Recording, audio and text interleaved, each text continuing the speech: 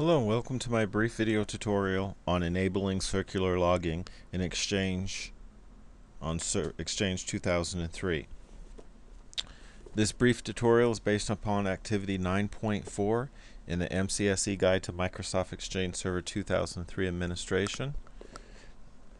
The ISBN 13-digit is 978-1-4239-0266-9. The purpose of this tutorial is to enable circular logging, which reduces the amount of disk space that is required to store transaction logs, but it also makes it impossible to recover databases without anything beyond the latest backup. So be aware. In this tutorial, to enable circular logging, we will do this within 5 steps. The first step is to open up the System Manager. We get to Exchange System Manager by selecting Start, All Programs, Microsoft Exchange, and System Manager. Once we are in System Manager, we're going to drill down to our server, so we'll select our administrative group, our first administrative group, our server. Once we select our server, we will find our right-click on our VIP storage group that we created, or your storage group. We'll click the properties of that storage group, and it opens up the dialog box. Step 3 is enable circular logging, so we'll go ahead and select that. We'll click OK to return to Exchange System Manager. First, we're required to acknowledge, so we'll go ahead and select yes.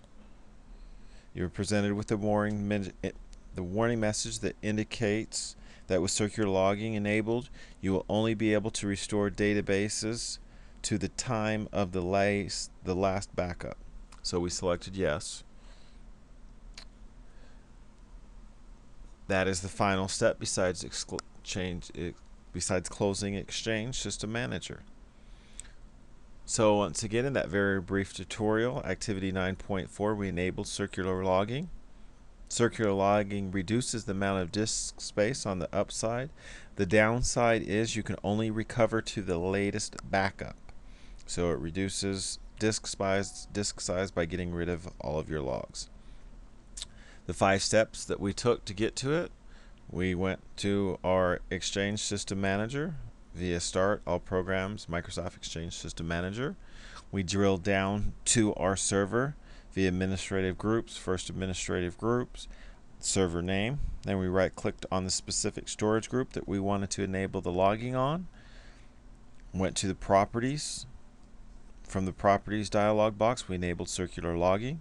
We clicked OK.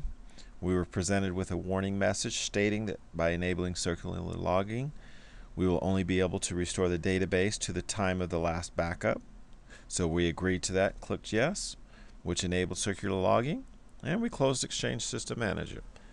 Thank you for watching this very brief video tutorial on enabling circular logging in Exchange Server 2003. If you have any questions or comments, feel free to post them or email using the form listed below.